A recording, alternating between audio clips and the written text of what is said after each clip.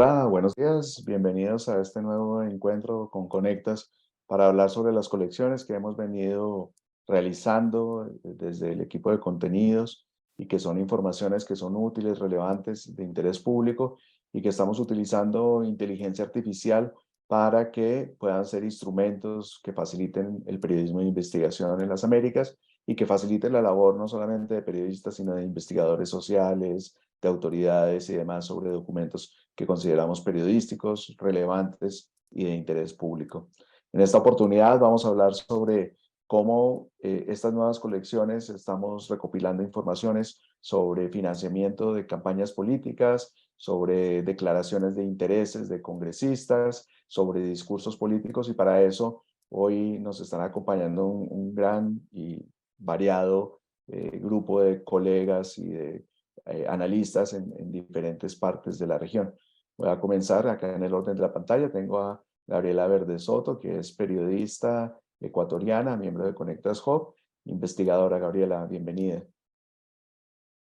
Muchas gracias, gracias Carlos. Buenos días con todas.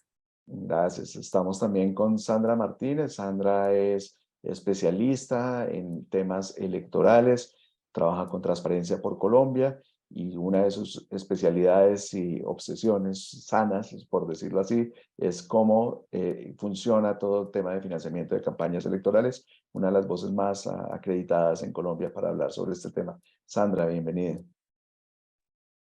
Buenos días a todas y todos y muchas gracias, Carlos. Es un gusto poder estar en este espacio con ustedes. Igual desde Medellín nos acompaña Nuri Gómez. Nuri es analista política y ha estado revisando precisamente con esta herramienta que vamos a compartir en un momento, la forma como podemos revisar los discursos presidenciales de toma de posesión, de posesión de los presidentes en los últimos años. Nuri, bienvenida. Muy buenos días para todos y gracias por esta invitación. Un honor estar con estas colegas y estas mujeres tan capaces y tan pertinentes para este proceso. Y de la casa está Laura Cardona. Laura es parte del equipo de contenidos, está brindando precisamente todo el soporte en estas colecciones. Laura, bienvenida. Hola Carlos, un saludo para ti, para Gabriela, Sandra y Nuri. Un honor estar aquí compartiendo ese espacio con ustedes. Chévere, entonces vamos a comenzar. Tenemos previsto entre 45 minutos y una hora de intervención.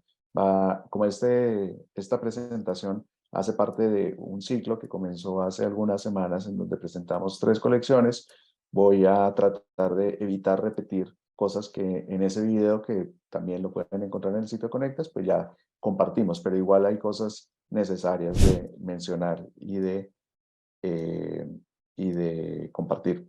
Voy a confirmar. ¿Están viendo mi pantalla en este momento?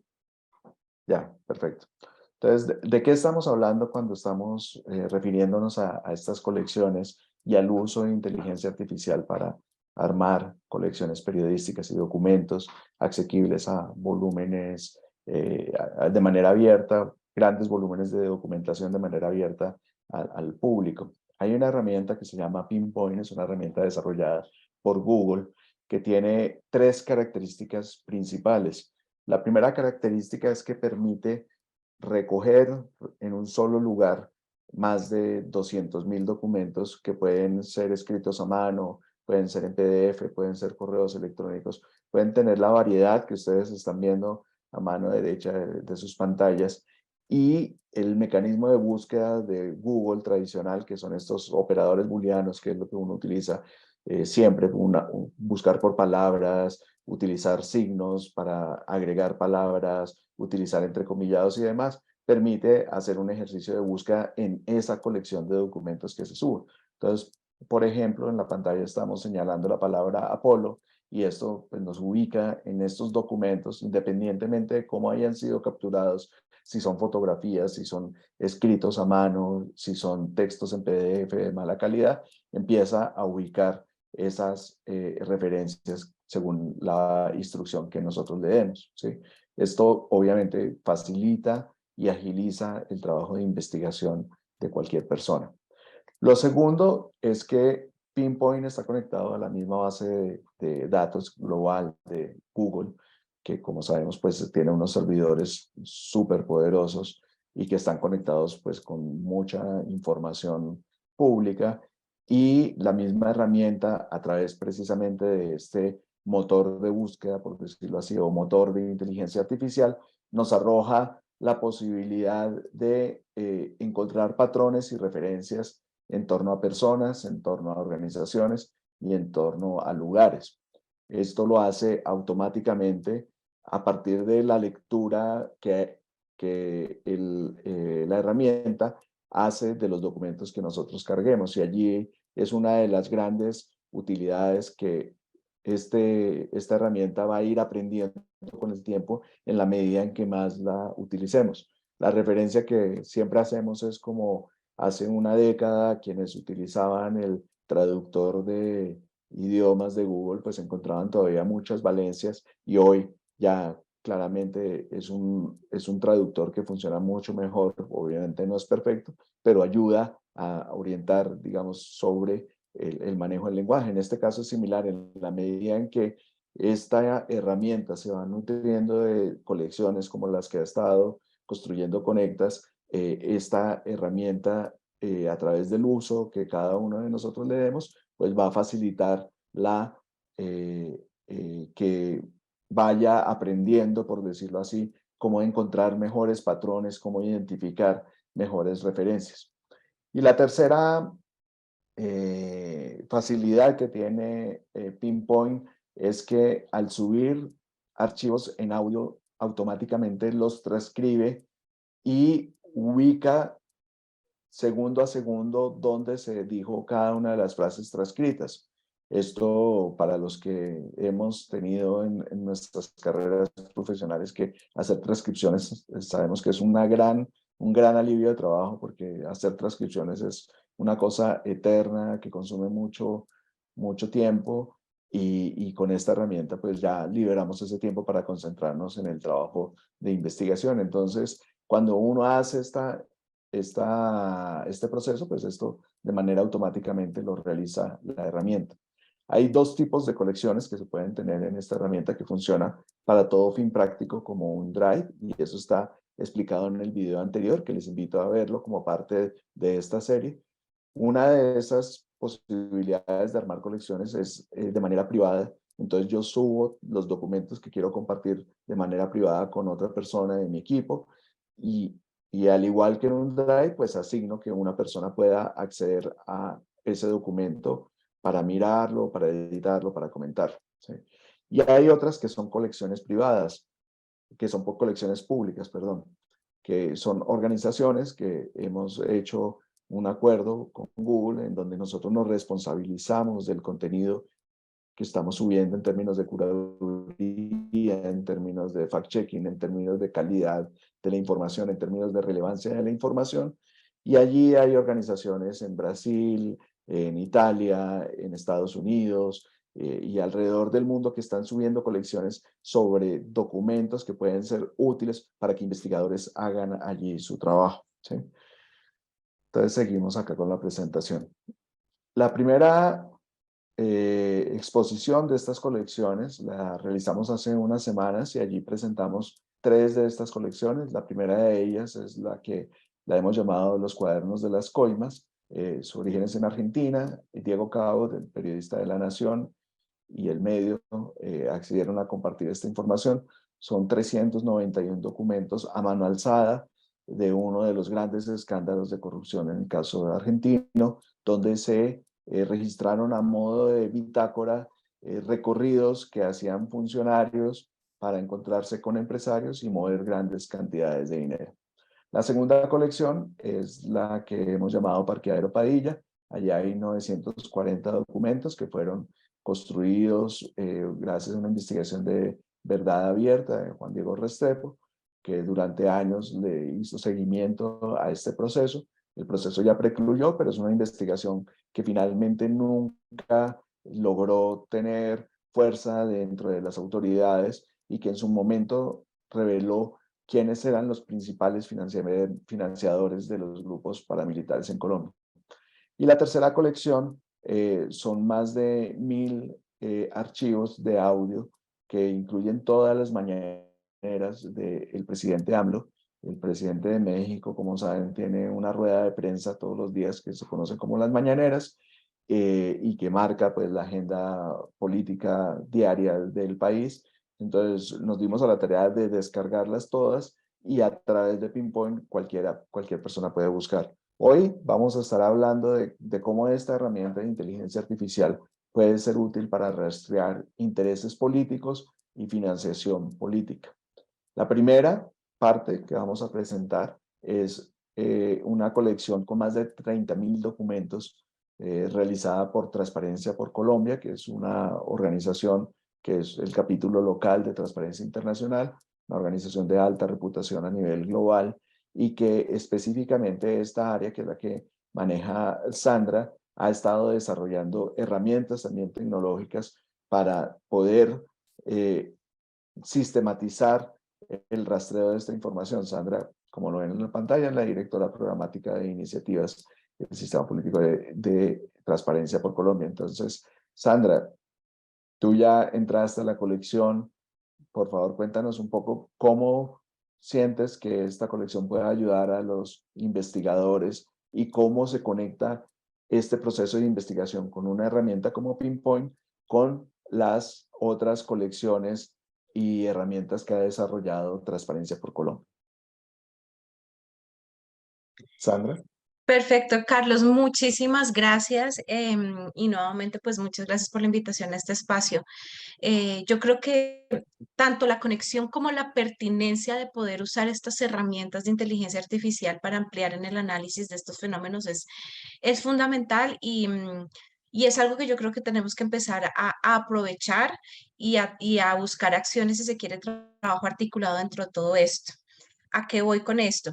El ejercicio, digamos, de los tableros que tú estabas proyectando ahorita desde Monitor Ciudadano de la corrupción que tenemos en Transparencia por Colombia, en el cual lo que hemos venido haciendo es un seguimiento y una depuración de las notas de prensa que han salido desde el 2000 como hasta el 2020, el último ejercicio que hicimos, y estamos actualizando los datos para ir un poco clasificando dónde están los hechos y los riesgos de corrupción. A eso lo fuimos alimentando con esta otra iniciativa, que es la que tú estabas mencionando, que tiene que ver con el seguimiento al financiamiento de la política.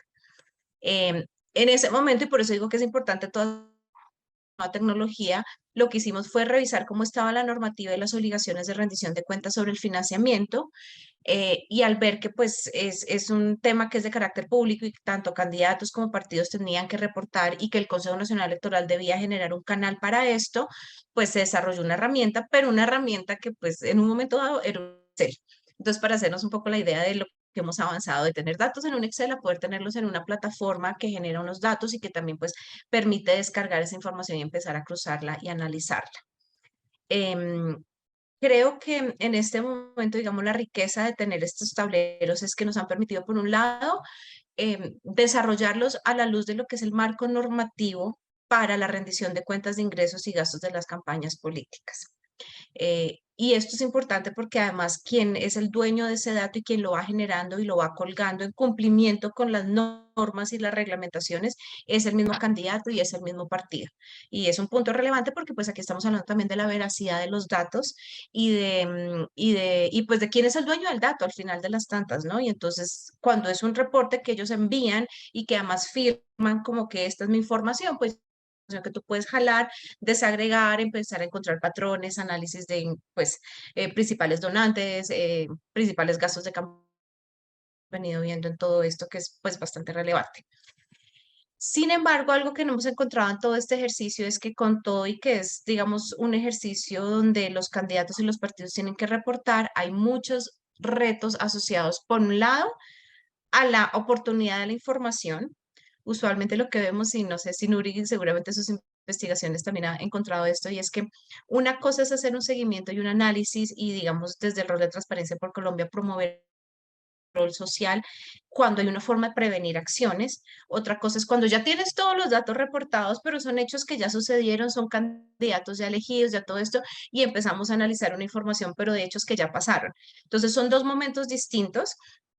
En ambos la información es muy útil, pero obviamente desde el rol de Transparencia por Colombia, para nosotros el tema de una información que esté de manera, digamos, limpia y clara y Sistematizada disponible. ¿Me escuchas, perdón? ¿Me escuchan? y sistematizada, digo. Y sistematizada, sí, señor. Y oportunamente, pues es mucho mejor.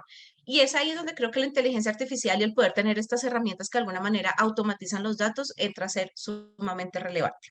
Lo segundo ya tiene que ver con algo que creo que todos podemos conversar y es sobre la calidad de la información. En todo caso, nosotros siempre tenemos algunas debilidades en términos de cómo se registra esa información. Puede haber errores que sean involuntarios, pero también creemos que hay muchos errores que buscan de alguna manera dar o ser opacos frente al origen, por ejemplo, del recurso, quién lo está aportando, o cambiar montos, cosas así.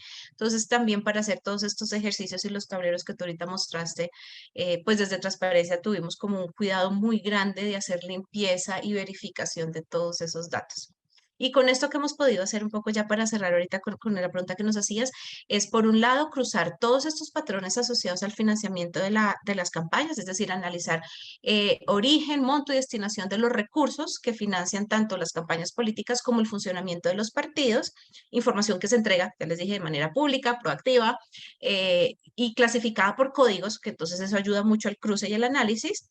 Desagregarla, analizarla por patrones, encontrar, por ejemplo, que en Colombia casi toda la actividad política se financia con recursos de carácter privado y que el anticipo o el recurso público llega mucho después porque lo entregan de manera de reposición de gastos por votos.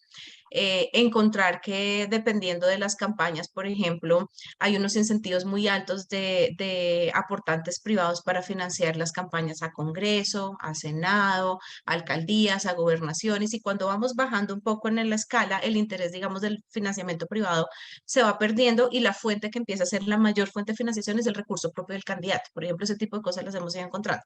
Y luego hicimos un segundo momento de cruzar esta información con la información de contratación. No porque esté prohibido contratar con financiadores de campaña. En Colombia no hay una prohibición frente a esto. La prohibición es que las empresas o los privados no pueden financiar las campañas presidenciales. Pero de resto, todos los privados pueden financiar, todavía tenemos un sistema mixto y la verdad creemos que es mucho mejor estar contando con varias fuentes de financiación. Pero lo que queríamos era ver un poco si había una relación entre quienes aportan a campañas y luego la celebración de contratos con esas autoridades que eventualmente terminan siendo elegidas. Y eso es el otro análisis que está ahí, que es elecciones y contratos. Desde el ejercicio que hacemos, eso nos muestra un panorama, nos vas dando unos patrones, unos análisis, unas alertas, pero ahora, digamos, viendo estos tableros y lo que ustedes están desarrollando con estas colecciones en Pinpoint, pues yo creo que lo que es un poco como agregar esfuerzos, análisis, datos, a partir de un conocimiento, digamos, sobre cómo se financia la campaña, poder encontrar otro tipo de cosas y poder pues avanzar y actuar desde nuestra línea de control social como organización de sociedad civil, pero también si eventualmente de aquí tiene que salir información para reportar a autoridades o no sé, para generar alguna clase de movilización, de advertencia, sensibilización. Vienen ahorita elecciones territoriales, así que creo que tener toda esta información disponible y poderla analizar un poquito, ayudar a comprender de qué se trata, porque si no es un mar de datos que no entenderíamos, creo que es muy importante y en un escenario electoral donde a veces abunda la desinformación, este tipo de ejercicios pues son importantes y tienen que entrar como a marcar una diferencia y una pauta. Muchas gracias, Sandra. Sí, bueno, de hecho, para los 168 personas que están inscritas a esta actividad y para los que vean posteriormente este video, pues todo lo que menciona Sandra ahorita está al alcance de un clic, literalmente. No solamente en las colecciones de conectas en Pinpoint, sino también en los tableros que Transparencia ha venido implementando. Y eso lo que permite es tener dos fuentes o dos herramientas tecnológicas para navegar la documentación de maneras diferentes y facilitar precisamente esas búsquedas que cada uno hace. En la pantalla, como ustedes pueden ver a mano izquierda, perdón, a mano derecha, ven allí, por ejemplo, etiquetas por años, etiquetas por si son alcaldía, asamblea, consejo, y esos filtros van a facilitar precisamente la búsqueda de la información. En la medida en que sea más exacta la búsqueda, el filtro que se utilice, pues va a ser más exacto también que la herramienta identifique el documento o los patrones de documentos que estamos buscando. Ya más adelante vamos a ver algunos ejemplos al respecto. Muchas gracias, Sandra. Seguimos con el caso hay las personas que nos están formulando preguntas, por favor, dejarlas allí en el link de preguntas y respuestas y ya al final de estas primeras presentaciones las estaremos retomando.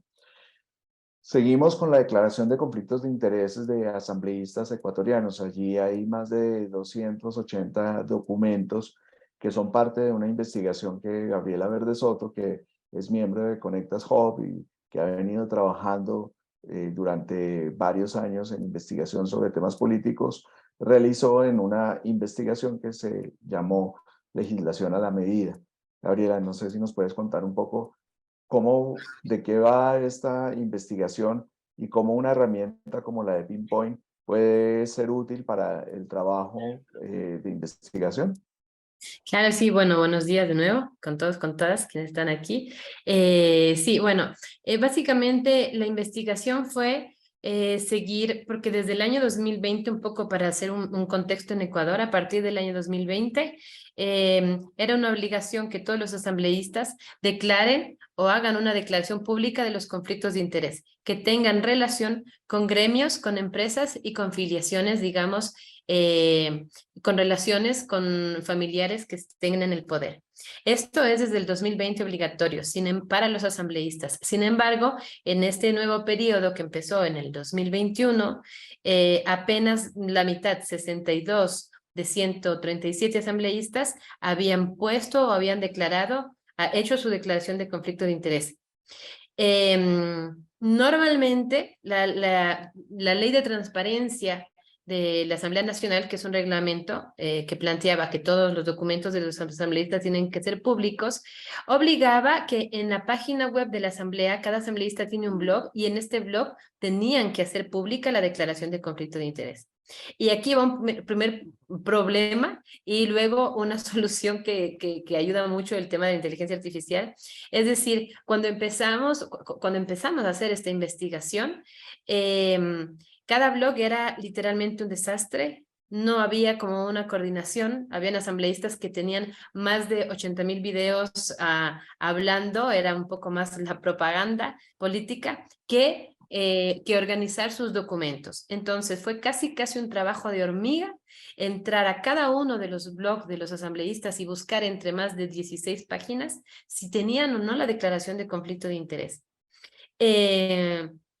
Y luego contrastar, por ejemplo, de nuevo, con la cédula de cada uno de los asambleístas, ingresar a páginas como la Superintendencia de Compañías para confirmar si es verdad lo que ellos habían declarado. Por ejemplo, hay 8 asambleístas que declararon que no tenían relación con empresas, sin embargo, al escarbar, digamos, en estas nuevas páginas como la de Contraloría o Superintendencia de Compañías, se descubrió que sí tenían relación de gerentes y que estaban además activas gerencias y presidencias.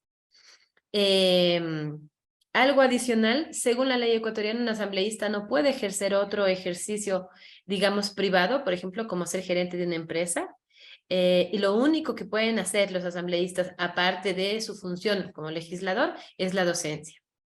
Entonces, doy un poco este contexto que fue la investigación y para poder determinar qué asambleístas no estaban cumpliendo con la norma, es decir, declararon que no tenían relación con compañías y cuando nosotros entramos a la superintendencia de compañías vimos que sí estaban activas sus presidencias y sus gerencias, fue casi un trabajo de hormiga.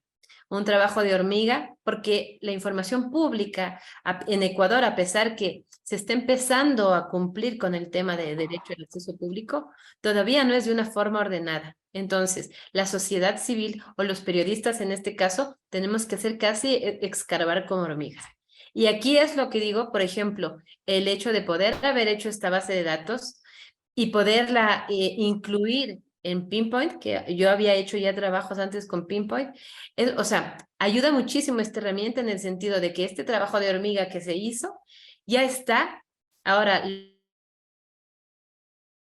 lo convertimos en una base de datos y digamos que la sociedad civil o nuevos colegas que quieren hacer esta investigación, ya se evitan este trabajo de hormiga tan desordenado que toma tanto tiempo porque no existe como un respeto a las formas de cumplir con los documentos por parte de los asambleístas y en general de los servidores públicos.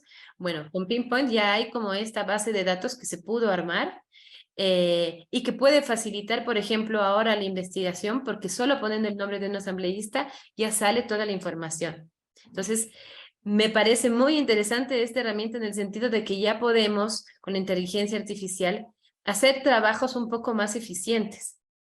Y aquí solo quiero hacer un paréntesis para recordar, tengo más de 15 años en periodismo y hay colegas con los que recordábamos que antes del 2017, donde se planteó que tiene que ser pública la información, aunque como digo, no siempre les interesa ser completamente transparentes. Antes, para poder, por ejemplo, buscar una declaración patrimonial juramentada, cada periodista teníamos que buscar la notaría en la que había el asambleísta hecho la declaración, pagar de nuestro dinero la solicitud, esperar que nos quieran dar la respuesta y además habían asambleístas que tenían por todo el Ecuador en notarías diferentes.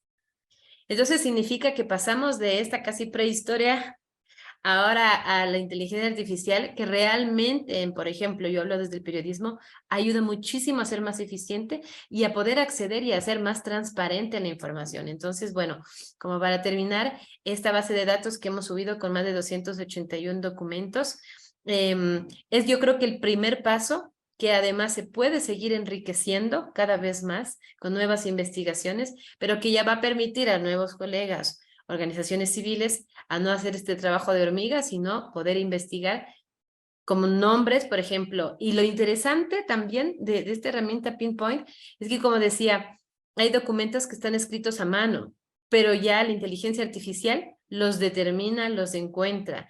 Esto de las transcripciones ha sido maravilloso porque para hacer entrevistas con asambleístas hablan 3 horas, pero para poder encontrar lo que se quiere decir, bueno, ayuda esta herramienta también de transcripción. Y más que todo, creo que esta herramienta, la inteligencia artificial, está ayudando a que los ciudadanos tengamos o apliquemos nuestro derecho al acceso a la información pública. Entonces creo que por eso es muy importante porque parece que está abriendo mecanismos para que la sociedad empiece a tomar parte de esta vigilancia, esta fiscalización. Porque ya el acceso con estas herramientas son más como fáciles para el derecho que tenemos todos los ciudadanos de saber qué es lo que hacen nuestros políticos. Bueno, hasta ahí. Y bueno, muchas gracias igual por la oportunidad de hablar de Vale. esta pasión. Ahí pueden ir sumando las preguntas. Veo que ya hay varias que se van acumulando allí y en unos minutos ya les daremos paso para complementarlas. Muchas gracias, Gabriela. Sí, en efecto, digamos, toda esta lógica de las colecciones tiene un firme compromiso de acceso a la información pública, que es una de las bases fundamentales para precisamente fortalecer los procesos de investigación y los procesos democráticos en nuestros países.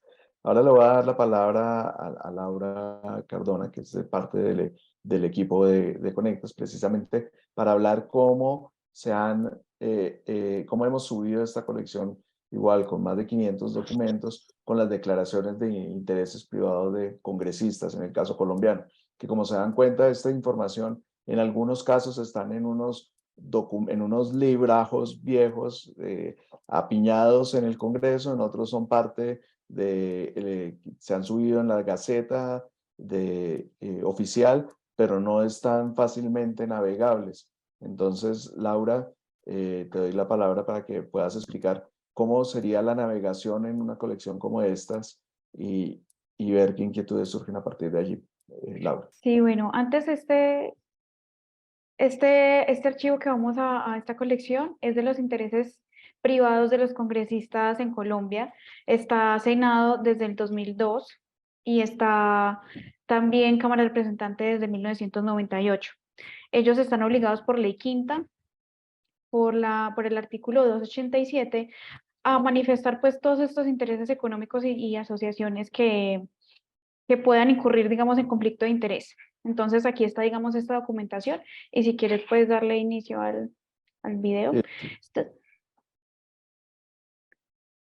Bueno, esto es una forma, digamos, de navegación. Vamos a poner primero la palabra minería para ver qué congresistas tienen intereses económicos relacionados con la minería. Vamos a irnos, en este caso, por Senado. En el 2010-2014 vemos que hay un senador que tiene esta relación, que es Antonio del Cristo Guerra de las Priella, que en ese momento era pues senador de la República, y además vemos que tiene otro interés particular que vemos que es la ganadería. Esto es, digamos, en una primera búsqueda y vemos que es la única persona en el 2010-2014 en Senado que tenía esa relación económica. Eso es, digamos, como una primera búsqueda, un primer índice, y lo que podemos hacer es profundizar más. Entonces busquemos minería y ganadería en todos los archivos. ¿Qué es lo que vamos a encontrar? Bueno, vemos a personas como Erwin Arias Betancourt, 2018-2022, vemos diferente información, pero vámonos, digamos, nuevamente a Senado. En este caso, 2010-2014, vemos Luis Fernando Duque, en este caso está solo ganadería. Claro, es la nueva información que ingresamos, pero queremos encontrar las dos.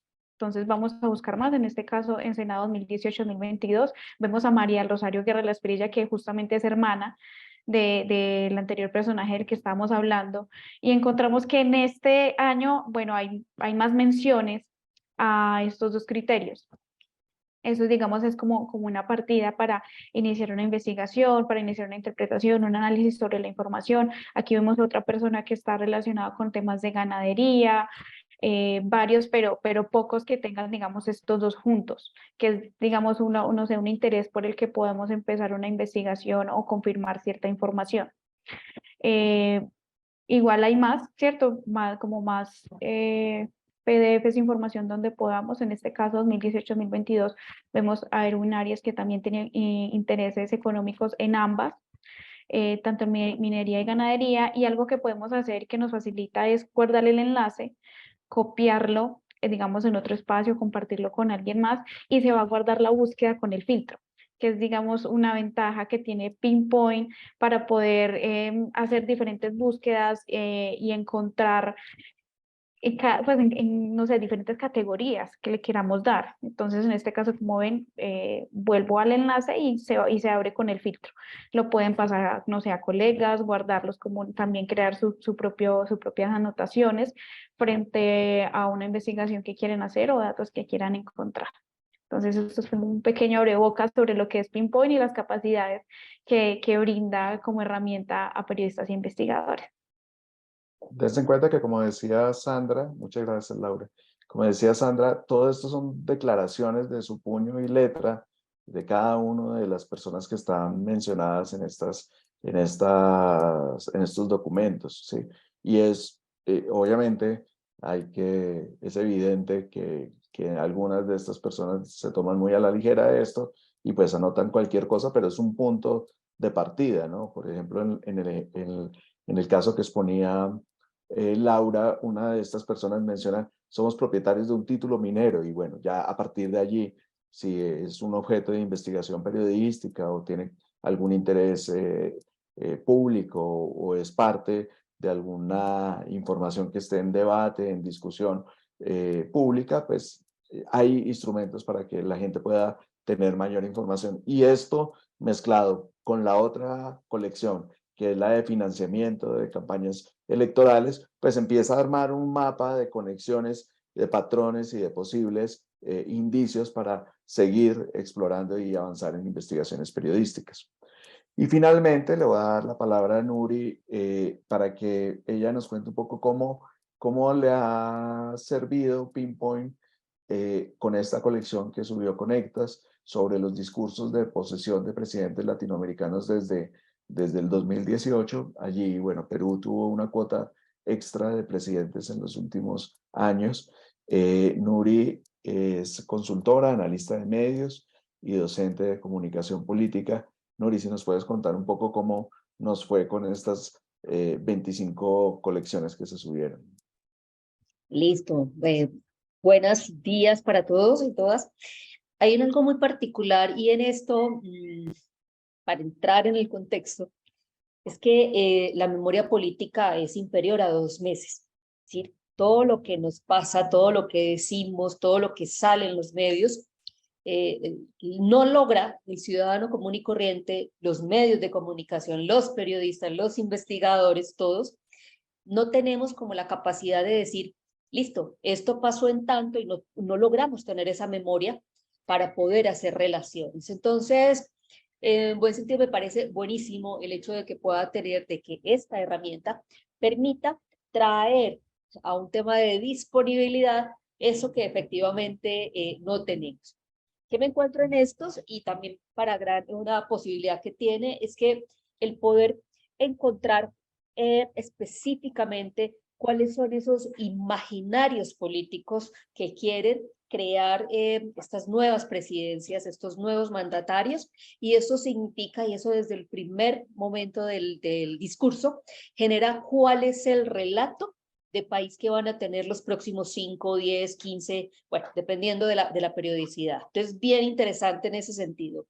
Me encuentro también poder identificar cuál es la línea ideológica que tiene cada uno de estos presidentes para la próxima continuidad, ya sea derecha o izquierda, porque hay una gran cantidad de palabras que de un análisis crítico del discurso se pueden encontrar formas de llamar muy establecidas para crear, digamos, un cierto estudio de tendencia de qué es y hacia dónde va a ser las formas de llamar y hacia dónde se puede mover ideológicamente en ese sentido.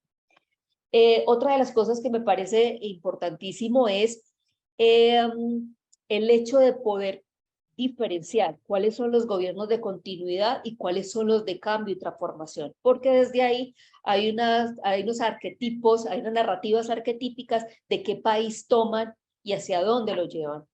Cuando hay continuidad, hay un reconocimiento, digamos, de lo que puede seguir pasando en el país y mejorando. Entonces, por ejemplo, el hecho de lo que nos encontramos en cierta continuidad de un discurso en ciertos países, por ejemplo, como los de Ecuador, lo que viene específicamente un cambio radical en la forma de hablar de un Nayib Bukele con un imaginario de país completamente diferente, y permite establecer digamos, un restablecimiento de una nueva memoria de un país que ya pasó, de un territorio que ya pasó. Y eso precisamente, eso cala mucho dentro de los ciudadanos, que efectivamente reconstruimos la memoria a partir de un imaginario nuevo que nos hace creer que realmente fue así. Hay un tema muy interesante en las últimas tendencias de los últimos años, justamente desde el 2018 para acá, en el viraje que hay hacia la forma de llamar a la ciudadanía, de crear ese imaginario, no de izquierda, porque no es izquierda, sino un imaginario de llegar y volver al pueblo. Pero también me encuentro que en la mayoría de estos discursos hay un montón de significantes vacíos. Es decir, hay una cantidad de formas de llamar futuro, pueblo, cambio, transformación, que son significantes vacíos que no, en los propios discursos no hay forma de llevarlos a algo tangible. A que, por ejemplo, los investigadores, la propia Transparencia por Colombia, los propios universidades, podamos identificar, bueno, ¿y esto cómo se va a materializar? ¿Cómo la gente lo va a ver? ¿Cómo realmente y cómo se le puede hacer seguimiento si estamos en un proceso de veeduría y de seguimiento a lo que pasa con esto? Me encuentro muy interesante también. Obviamente tenemos desde el 2018 nada más, ojalá pudiéramos tenerlos de antes, pero me imagino que ese es el objetivo, para poder identificar cuáles son los ciclos políticos del país y también de Latinoamérica. O sea, cada cuánto está cambiando, qué hay dentro de la situación social, que sería genial tener otra colección ahí de cuáles son los hechos contundentes de cada país que genera noticia, que genera mayor noticia, para poder hacer una relación genial en la forma de qué hace que dentro de la opinión pública y dentro de la opinión publicada hace que haya un cambio de tendencia en un país y en América Latina. Entonces, para mí, además de poder revisar el pasado de esto que se dijo, para mí me parece una herramienta genial de prospectiva. O sea, y para tres ámbitos específicos. Uno, el tema de quiénes son los estudiosos, investigadores, las facultades de comunicación, las facultades de ciencias políticas, todos aquellos, las maestrías, todos aquellos que están relacionados con qué es lo que se está generando dentro del discurso. El tema está también el marketing que está haciendo, cómo se puede manejar desde el periodismo, encontrar esos patrones, esas frecuencias, la repetición de discursos, la copia de discursos, de mensajes pasados o de mensajes inspirados en otras personas. Me pareció muy interesante que me encontré una referencia a Simón Bolívar en los últimos discursos solamente 5 veces, y no necesariamente estamos hablando de presidentes de un sector progresista, sino que también hay un significado muy importante dentro de los que se consideran conservadores. Y efectivamente para los equipos políticos, para los equipos, por ejemplo, de campañas electorales, para el tema de gobierno, se puede construir esas prospectivas, o sea, esos análisis prospectivos se pueden dar perfectamente.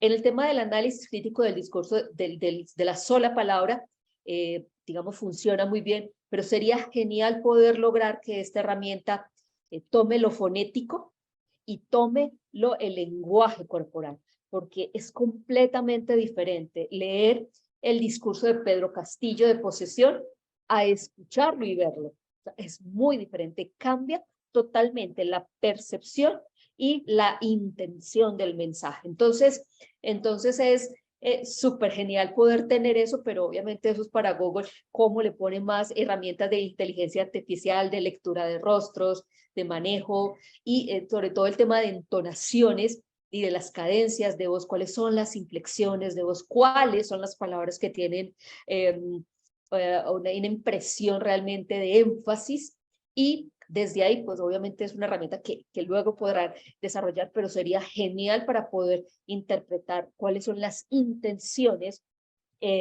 discursivas y la construcción de un imaginario a partir únicamente de esos discursos de posesión. Entonces, para mí me ha parecido maravilloso el hecho de quién, cómo menciona, quién no menciona, dónde menciona, y por ejemplo el discurso de Luis Arce, el de Bolivia, interesantísimo el hecho de poder generar, no solamente en la lectura, sino también en lo fonético, los énfasis es una forma de que el país se acabó en un año, subió a la derecha y acabó con la presidencia, y nosotros volvemos a retomar. Entonces también es un anuncio de cuál es su arquetipo político que va a dominar el país. Un mesías, un constructor, un tecnócrata. Entonces permite poder definir unas categorías de análisis que son un poco más amplias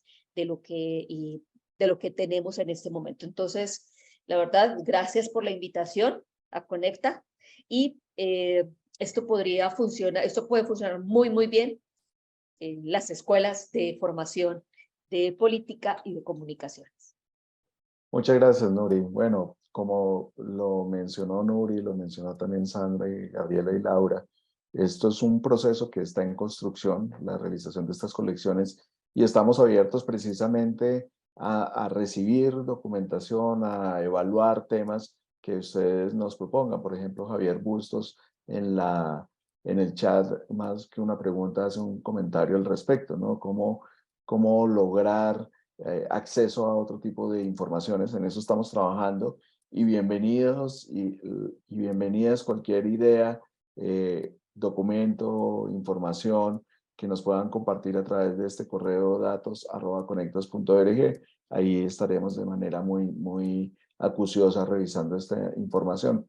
También en el chat nos pregunta Juan Martín Pérez si esto requirió un trabajo experto de programación y contratar a alguien conocedor de inteligencia artificial, no. De hecho, esa es una de las grandes ventajas de esta herramienta, que es una herramienta que ya es pública. Pinpoint es una herramienta pública, gratuita, y que no tiene ningún costo de acceso, solamente es llenar un formulario y casi que de inmediato se le da acceso para los que quieran tener colecciones privadas que funcionan como un Google Drive, tener una cuenta en Gmail, tener esa información allí. Pero para los que quieren acceder a las cuentas, a las colecciones públicas, como son las que ha venido liderando Conectas, pues no necesitan nada diferente a simplemente tener el enlace y poder ingresar y navegar en estas colecciones y avanzar en sus investigaciones. Entonces, ya a modo de cierre, quisiera consultarles de una última reflexión, tanto a Sandra como a Gabriela, a Nuri y Laura, en ese orden, sobre el beneficio de la tecnología para el proceso de investigación. Sandra, ustedes que en Transparencia han hecho una apuesta, digamos, más bien inusual para una organización de la sociedad civil, de meterse en sistematizar y en encontrar nuevos apoyos tecnológicos para su trabajo de incidencia. ¿Cómo lo han visto? ¿Cómo lo han venido trabajando? Gracias, Carlos. Yo creo que hay, digamos que dos puntos importantes que quisiéramos resaltar. Por un lado, es nuevamente frente al rol que tenemos como una organización de sociedad civil que tiene como su principal llamado lucha contra la corrupción, realmente poder entender el fenómeno, analizar y profundizar un poco en cómo funciona, pues es obligatorio. Y para esto, contar con todas estas distintas fuentes de información y de análisis creo que, pues, un gran aliado en términos que nos permite entender nuevamente patrones, alertas, identificar algunas tendencias y con eso poder, a partir ya, si se quiere, de otro conocimiento más asociado a conceptualmente qué es la corrupción, cómo funciona, cómo opera, algunos datos que se cruzan, digamos, de otra información asociada, no sé, a ejecución de presupuesto, a otras cosas, empezar a entender un poco, como armando un rompecabezas si se quiere. No tenemos la imagen final, pero vamos recogiendo algunas de esas piezas y tenemos una hipótesis un poco de cómo debería ser.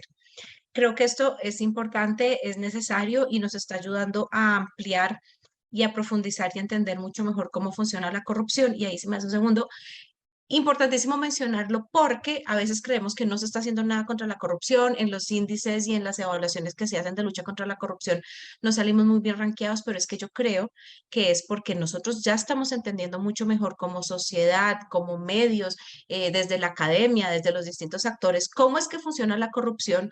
Luego, cuando vemos las acciones que usualmente adoptan nuestros gobiernos, que son más ligeras o más asociadas al buen gobierno, a rendición de cuentas, a cosas que son, digamos que las necesarias hace 15 años, pero no en este momento, es cuando entramos a decir, no, es que la corrupción funciona de una manera distinta y analizar esto me permite ver que hay otras redes, que hay actores criminales, que gracias a estos, digamos, decisiones de carácter corrupta o estos actores corruptos están posibilitando ABCD y es ahí donde entramos a cuestionar mucho más qué tan efectivas están haciendo nuestras medidas de lucha contra la corrupción. Por ejemplo, cruzar toda esta información con beneficiarios finales, que son otros datos que ojalá ya pudiéramos empezar a tener de manera pública en Colombia y que todavía no. Y ahí va la segunda reflexión y tiene que ver con dos cosas, nuevamente desde el rol que tenemos como sociedad civil, y es que creo que podemos hacer un gran aporte nosotros en fomentar y promover que haya más datos abiertos, que haya más rendición de cuentas y más transparencia de la información. Estaban en el chat preguntando que es increíble que estén formatos diligenciados a mano y sí, o sea, la aclaración, la ley quinta es desde el 91, 95, 92, bueno, es decir, 92. 92. En ese momento yo entiendo de pronto que las hicieran, uno esperaría por lo menos a máquina, pero no, a mano y a puño y letra. Pero esto tiene que empezar a estar sistematizado, tiene que empezar a tener unas categorías, porque de lo contrario pasarlo por máquinas de inteligencia, bueno, gracias a Dios que Pinpoint, digamos que ofrece algunas herramientas, pero si no se mejora la calidad en la que se sistematiza y se recoge esa información, pues siempre vamos a tener algunos vacíos y algunas dificultades en todo esto. Ahí creo que nosotros sí tenemos un rol en el que, en tanto, digamos, estemos con el marco que nos ampara, con el derecho a acceso a la información, con cómo se entrega esta información de manera pública, yo creo que sí podríamos empezar a insistir muchísimo para tratar de apoyar a quienes generan o a quienes administran esta información para que eleven la calidad en la sistematización, en la oportunidad de carga, en la verificación y todo lo demás. Y la segunda cosa es, ¿y entonces qué hacemos con todo esto? Y aquí creo que lo conversamos en algún otro momento, porque pues tener un universo de datos y no ayudar un poco a darles alguna línea o alguna coherencia, pues puede ser peor de confuso, diría yo. Entrarme de pronto a un pinpoint a cruzar y a cruzar y a cruzar datos, de pronto termino por allá generando una hipótesis súper equivocada de cosas. Y entonces creo que ahí también tenemos un rol y yo diría casi que una responsabilidad también de apoyar un poco a orientar y a... Sí, a generar, si se quiere, algunas historias y algunos análisis juiciosos y responsables frente a los datos que están saliendo, porque lo que no queremos es contribuir ni a la desinformación ni a la confusión, sino al contrario, poder aprovechar estos datos, pero para generar una acción y una incidencia. Entonces, creo que ahí estarían como esos dos últimos elementos de la reflexión. Y una última cosa, perdóname, los datos de los tableros de financiamiento de la política que están ahí, que Carlos los proyectó, también son de acceso gratis, público, pueden entrar, pueden cruzar los datos, hay pues algunas como manitas que van orientando un poco qué es lo que usted está viendo acá, cuáles son estos datos, cuáles son los cruces, hay todos los datos están para que también los puedan descargar en un Excel para cruzar lo que necesiten y una metodología de cómo fuimos recogiendo y en el caso que fue necesario limpiar, qué limpieza le hicimos esos datos, un poco para llevar la trazabilidad. Entonces ahí también están disponibles para quien quiera entrar a consultar. Muchas gracias, Sandra. Y muy valioso esto último que mencionas, porque precisamente lo que hemos querido hacer también con estas colecciones es generar sinergias con otras herramientas que tienen una forma de navegación diferente y que precisamente en ese cruce de búsquedas por un lado y por otro, pues puede ayudar al trabajo de investigación. Laura, tú que has estado, digamos, en el trabajo de hormiga, de ir depurando las colecciones y demás, ¿cómo crees que estas herramientas tecnológicas ayudan al periodismo y qué invitación harías para los que nos están viendo para que aporten más colecciones? Bueno, primero que todo, creo que poco a poco vamos a ir viendo en general un plano en que la inteligencia artificial va a ser más específica y nos va a ayudar cada vez más a los investigadores, ¿cierto? Eso por un lado. Por otra parte, podemos hablar de Pinpoint como una herramienta que nos ayuda en este momento, obviamente con una tarea muy de hormiga, como mencionas, de buscar como esa información que no ha logrado ese proceso que impulsa a Sandra, como bueno, tengamos la información sistematizada, tengamos una información con un mayor alcance, pero bueno, la realidad es que hay mucha información que todavía no está así, tenemos volúmenes de documentos con los cuales como periodistas hemos logrado grandes investigaciones y bueno, esos documentos hoy pueden ser usados y pueden ser compartidos.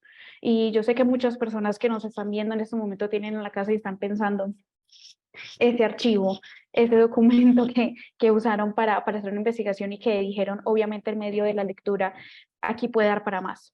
Y uno, obviamente, cuando hace una investigación hay un montón de información que deja de mostrar, que deja de publicar, pues esta es como una oportunidad que nos está brindando esta herramienta para hacerlo. Entonces, mi invitación sería como que pensemos en esa información, en esos documentos que en algún momento dijimos es inabarcable y que aquí pues ya podemos hacer como un panorama, una investigación, un acercamiento muy interesante.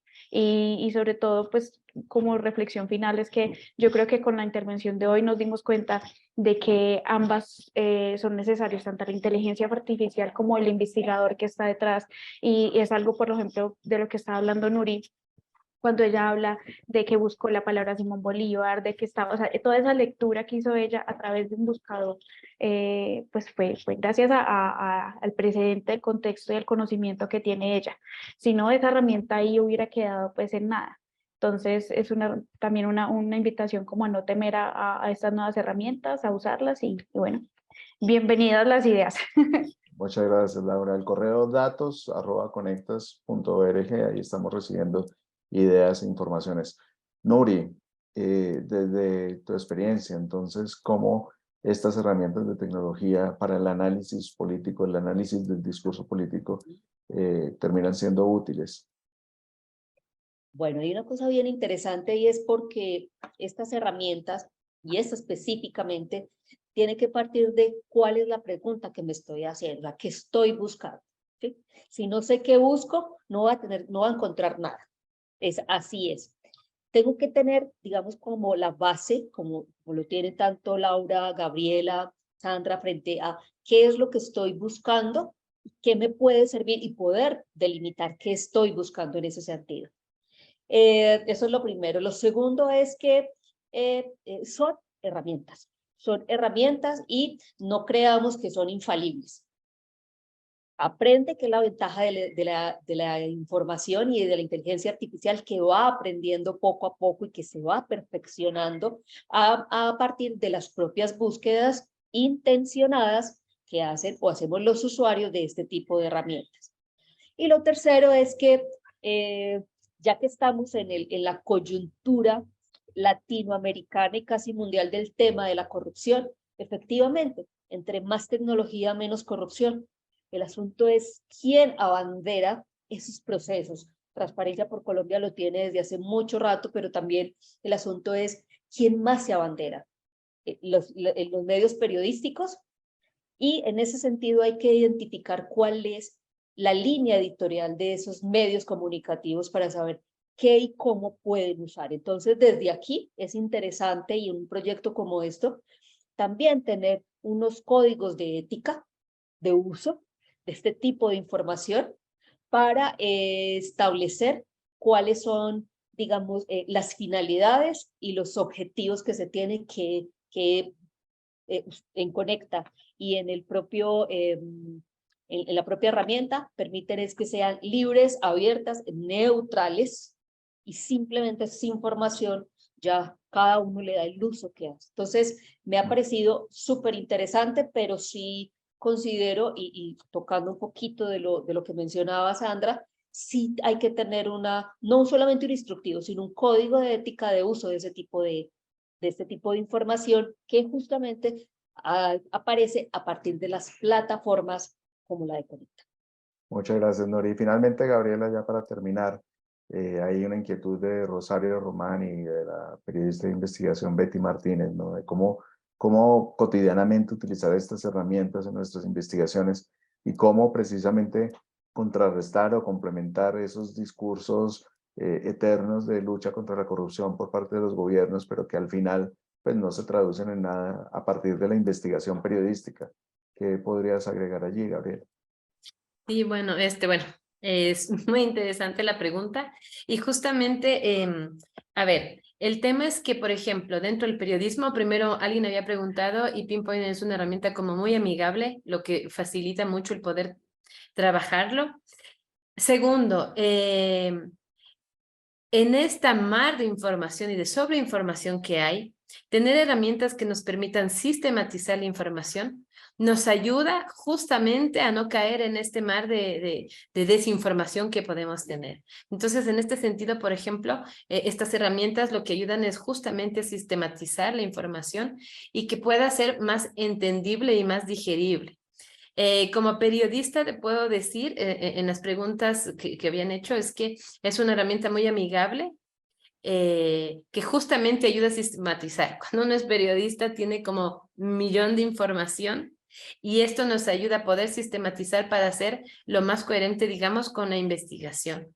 Pero hay algo más que quería hacer como para reflexiones finales, es que justamente primero la inteligencia artificial puede ayudar a sistematizar la información y, como decía Nuri, no caer en desinformación. Para eso estas herramientas ayudan a que pueda ser más sistematizado. Ahí hay una responsabilidad también de quienes la utilizan, pero por ejemplo, estas bases de datos que ahora Conectas ha lanzado permiten que la información primero no tenga ningún sesgo, sino que simplemente sea la información que está ahí y que cualquier persona puede acceder a eso.